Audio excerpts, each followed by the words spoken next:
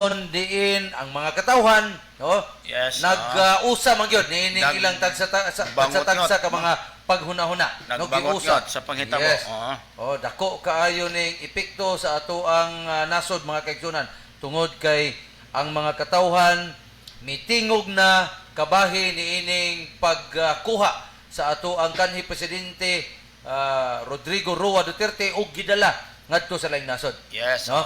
Og ato nang nasayran nga gikan atong milabay adlaw nga diin gipresentar siya ngadto sa International Criminal Court, no, may pahibalo ang executive judge ang iyahang schedule sa iyahang pre-trial karon pang umaabot September 23, 2025. So it would take mga unom pa ka bulan mga kaigsunan, no?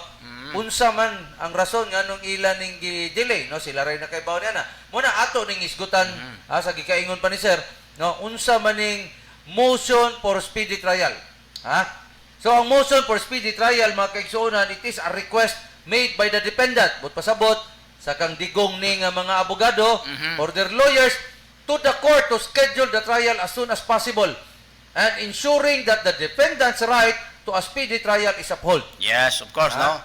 Kining speedy trial as mentioned ni sir, no, nga kinahanglan mo apply gyud ni tatay, no, digong para sa og imbisan to motion to speedy pagdali. Ipadali nga paspasan dili kay huwaton pa nato nga maabot pag September pila ka buwan, no.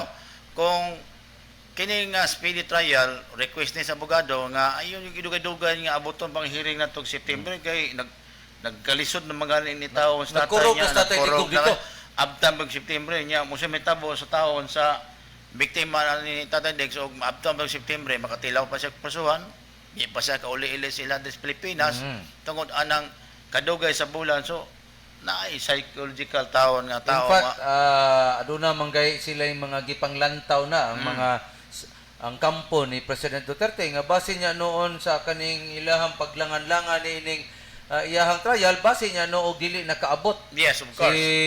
Ang ato ang kanhi presidente, it's because mga kaigsunan sayod tang mga katawhang Pilipino na makita man nato sa pisik sa ato ang kanhi presidente nga murag dili niya kaya ang gibugnawon sa naisgutan nga lugar. Dili gitawag unfit siya, dili na ingon tag unfit, dili sa physically fit nga mo continue tungod kay murag naglisod na. Ano first place kung mag-ingon nato nga naa si tambal gi-maintain pero wala nila gihatag. So kana magamit po nato magamit na ninyo as your in fact sir, ang mga kaigsuonan